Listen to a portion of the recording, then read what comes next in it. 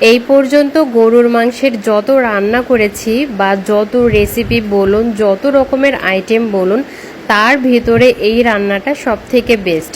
এই রান্নাটা কিন্তু আপনি সাদা ভাত, পোলাও, খিচুড়ি, রুটি, পরাটা, যে কোনো পিঠা সব কিছু দিয়েই এই গরুর মাংসের ঝোল দিয়ে খেতে পারবেন। রান্নাও খুবই সহজ, তেমন কোনো হাইফাই মশলাও লাগবে না।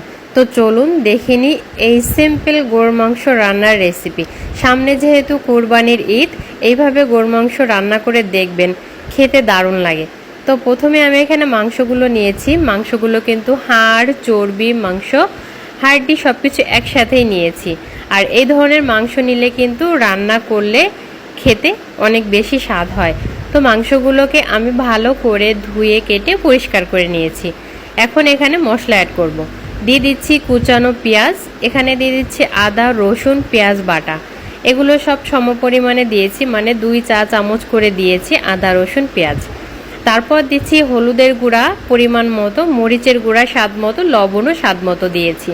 ঝালের পরিমাণটা কিন্তু আপনারা কম বেশি করে দিতে পারবেন। দিচ্ছি শাহি গরম মশলা আর দিচ্ছি জিরা গুঁড়া। শাহি গরম মশলাটা আমার নিজের তৈরি, এর একটি রেসিপি কিন্তু দেয়া আছে, আপনারা চাইলে দেখে নিতে পারেন। দিয়ে দিচ্ছি সরিষার তেল আর 2-3টা তেজপাতা এভাবে চিড়ে ভালো করে দিয়ে দিলাম। হয়ে গেছে মশলা দেয়া। এখন যে কাজ সেটা হচ্ছে শুধু মাখাতে হবে। আর এই মাখানোর কাজটা কিন্তু অবশ্যই হাত দিয়েই করতে হবে, কারণ আপনি হাত দিয়ে যত সুন্দরভাবে মাখাতে পারবেন, খুন্তি বা চামচ দিয়ে অত সুন্দর করে মাখাতে পারবেন না। তাই হাত যদি জ্বলার ভয় থাকে, চাইলে হ্যান্ড গ্লোভস পরে এই কাজটা করতে পারেন। তো খুব সুন্দর করে আমি মাখিয়ে নিয়েছি। মাখাতে মাখাতেই কিন্তু অর্ধেক রান্না হয়ে গেছে। তো যাই হোক, অনেক সুন্দরভাবে মাখিয়েছি, একটু সময় নিয়ে মাখিয়েছি। তারপরে হাতটা ধুয়ে অল্প করে একটু পানি দিয়ে এটাকে রেস্টে আরও আধা ঘন্টার জন্য আমি রেখে দেব। আধা ঘন্টা পরে চুলোর জালটা অন করে দেব। ঢাকনায় একটা ছিদ্র আছে, এই ছিদ্রটাও বন্ধ করে দিলাম যাতে কোনো বাষ্প না বের হয়ে যায়, তাহলে মাংসটা খুব সুন্দরভাবে সিদ্ধ হয়ে যাবে। আর অল্প করে একটু পানি দিয়েছি, আর মাংস থেকে যে পানিটা বের হবে এই পানিটা দিয়েই কিন্তু মাংস পুরোপুরিভাবে সেদ্ধ করে নিতে হবে। মানে চুলার জালটা কম রেখে মাংসটাকে ভালোভাবে কষিয়ে নিতে হবে। অলরেডি মাংসতে বলক চলে আসছে, আমি একটু নেড়ে চেড়ে দিয়ে আবার এটাকে ঢাকা দিয়ে দেবো। আরও 10 থেকে 15 মিনিটের মতো এটাকে ঢাকা দিয়ে কষিয়ে নিয়েছি। তারপর অল্প অল্প করে একটু পানি আছে, তার ভিতরেই আমি আলু দিয়ে দিলাম। যেহেতু বাসায় বাচ্চারা আছে, ওরা আলু খুবই পছন্দ করে, আর মাংসের আলু খেতে কিন্তু অনেক বেশি ভালো লাগে, তাই বেশি করে কিছু আলু দিয়ে দিলাম। আলু দিয়ে আবারও এটাকে নাড়িয়ে চাড়িয়ে সুন্দর করে কষিয়ে নিব। মাংস রান্নার ক্ষেত্রে কষানোটা কিন্তু খুবই ইম্পর্ট্যান্ট একটি পার্ট। আপনি খেয়াল রাখবেন, মাংসটা যত ভালো কষানো হবে মাংসটা খেতে কিন্তু তত ভালো লাগবে।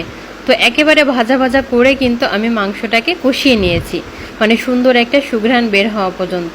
তারপর এখানে গরম পানি অ্যাড করে দিয়েছি, ঝোলের পানি দিয়ে ঢাকা দিয়ে আরও 10-15 মিনিটের মতো রান্না করে নিয়েছি। ঝোলটা যখন একটু গায়ে গায়ে চলে আসছে, ঠিক শেষ পর্যায়ের দিকে আমি এখানে 1 চামচেরও বেশি একটু ঘি দিয়েছি। রান্নার শেষে গরুর মাংসের ভিতরে ঘি দিলে অনেক সুন্দর একটা ফ্লেভার পাওয়া যায়।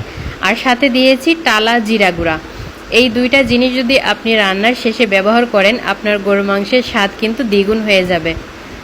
তো সব কিছু দিয়ে নাড়াচাড়া দিয়ে আরও 5 মিনিটের মতো চুলার উপরে রেখে দিয়েছি। তারপরে এই তো দেখুন পরিবেশন করে দিচ্ছি। একটা বাটিতে নিয়েছি। মাংসটা দেখতে যতটা লোভনীয় লাগছে, খেতে কিন্তু মাশাআল্লাহ অনেক মজা হয়েছে। চাইলে কিন্তু এইভাবে গরুর মাংস রান্না করে দেখতে পারেন, অনেক ভালো হয় খেতে। রেসিপি যদি ভালো লাগে অবশ্যই লাইক, শেয়ার, কমেন্ট করে পাশে থাকবেন। আর এরকম সুন্দর সুন্দর রেসিপি পেতে হলে অবশ্যই পেজটি ফলো দিয়ে রাখবেন। আল্লাহ হাফেজ।